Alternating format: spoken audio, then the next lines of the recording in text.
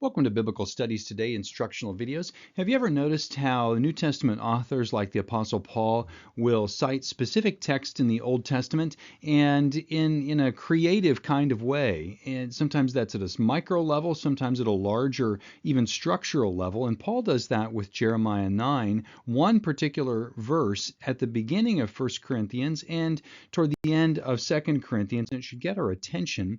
Here we have Jeremiah 9:23 in the Septuagint, verse 24 in the New English translation. Kaukostho ha kaukomenos, the one boasting, kaukostho, must boast.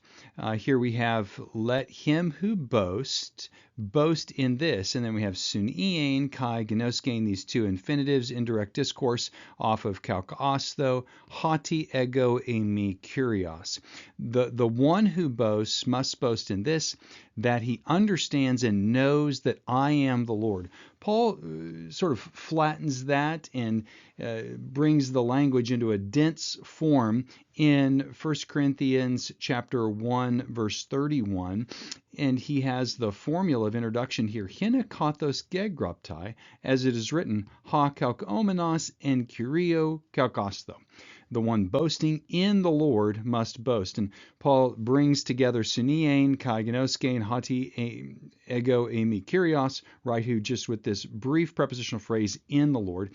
And this is the beginning of his correspondence with the Corinthians here that we have in Scripture. 1 Corinthians chapter 1 here, the end of the chapter, and so much about boasting and divisions, and he is trying to unify the church here. The one who boasts must boast in the Lord. And then he recalls this same passage in 2 Corinthians chapter 10, toward the end of 2 Corinthians.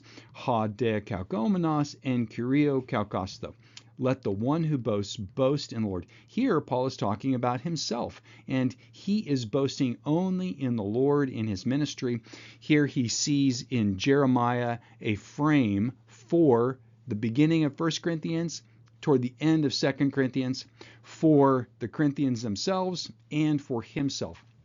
This is a great pattern of how Paul is using the Old Testament and this thematic and creative way structurally to frame 1st and 2nd Corinthians. I write about these kinds of ideas in several places in the Old and New Testament, and such a fascinating frame of thought for us to think about. And I invite you here to join in, grab hold of Scripture Storyline. I think you'll enjoy it. To study biblical theology, Greek grammar with us, go to mbts.edu. For more instructional videos, go to @Biblical Studies Today YouTube channel. See you again next time.